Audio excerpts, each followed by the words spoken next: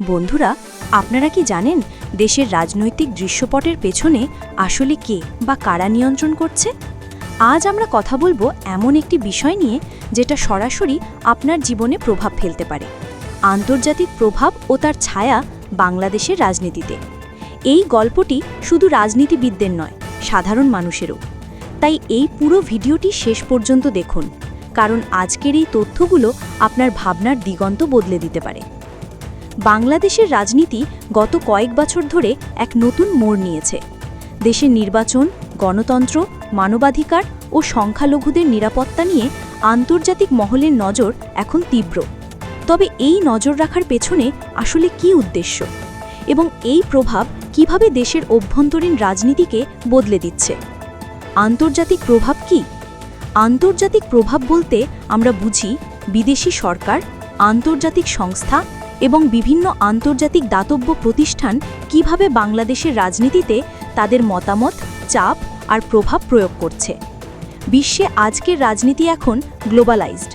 কোনো দেশ আর সম্পূর্ণ স্বাধীন নয়।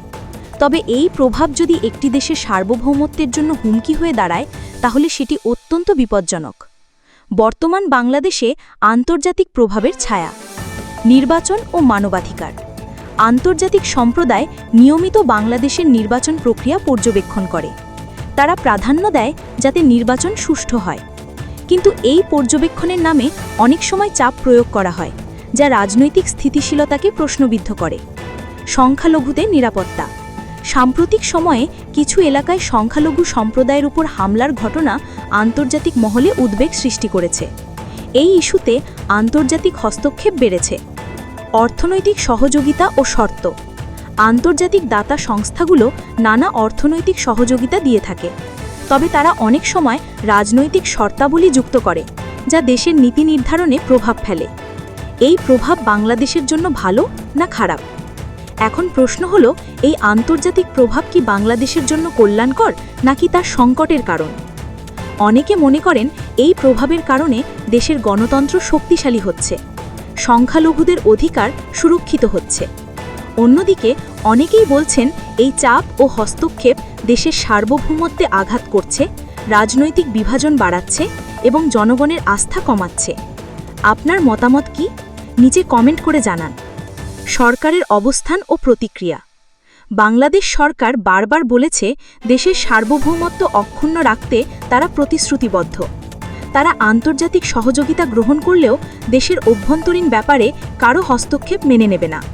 তবে রাজনৈতিক বিশ্লেষকরা বলছেন সরকারকে আন্তর্জাতিক চাপ সামলাতে কঠোর ও কৌশলী হতে হবে, কারণ আন্তর্জাতিক রাজনৈতিক পরিবেশ খুবই জটিল ও পরিবর্তনশীল। আন্তর্জাতিক প্রভাবের রাজনৈতিক ও সামাজিক প্রভাব। দেশের রাজনৈতিক দলগুলোর মধ্যেও বিভক্তি বাড়ছে। যারা আন্তর্জাতিক প্রভাবের পক্ষে তারা নিজেরা ক্ষতিগ্রস্ত দলের বিরুদ্ধে অবস্থান নেয়। সমাজের নানা স্তরে মানুষের আস্থা কমে যাচ্ছে, রাজনৈতিক স্থিতিশীলতা কমছে। অর্থনৈতিক উন্নয়নে বাধা সৃষ্টি হতে পারে যদি রাজনৈতিক অস্থিরতা বৃদ্ধি পায়। ভবিষ্যতের চ্যালেঞ্জ ও সম্ভাবনা।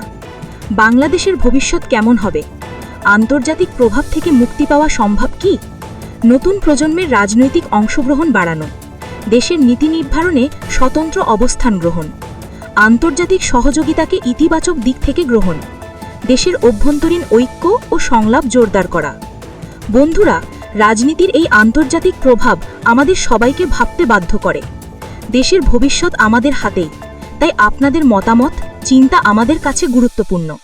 নিচে কমেন্ট করুন, শেয়ার করুন এবং অবশ্যই সাবস্ক্রাইব করে রাখুন, যেন আমরা আপনাদের জন্য আরও গুরুত্বপূর্ণ খবর ও বিশ্লেষণ নিয়ে আসতে পারি। আজকের জন্য এতটুকুই। ধন্যবাদ সবাইকে।